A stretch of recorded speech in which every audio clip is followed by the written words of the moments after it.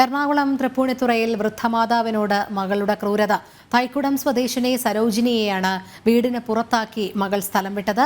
സരോജിനിയെ വീട്ടിൽ കയറ്റണമെന്ന് RDOയുടെ ഉത്തരവ് നിലനിൽക്കെയാണ് മകളുടെ ക്രൂരമായ സമീപനം.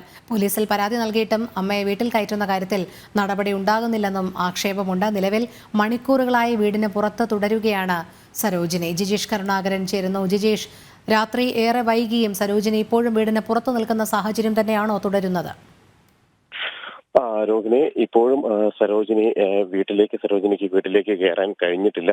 ഈ മകൾ ഫോൺ സ്വിച്ച് ഓഫ് ചെയ്തിരിക്കുകയാണ്. ഒരു വർഷമായി ഈ മകൾ ഈ വീട്ടിലില്ല. അമ്മയോട് പറഞ്ഞിരുന്നത് താൻ മൂകാംബിക, ഒരു വർഷം മുമ്പ് പറഞ്ഞ കാര്യമാണ്, താൻ മൂകാംബികയ്ക്ക് പോവുകയാണ്, ഒരാഴ്ചക്ക് ശേഷം തിരികെ വരും, അതുവരെ അമ്മ മറ്റ് മൂത്ത മകളുടെ വീട്ടിൽ പോയി നിൽക്കണം എന്നായിരുന്നു ഈ സരോജിനിയോട് മകൾ പറഞ്ഞിരുന്നത്.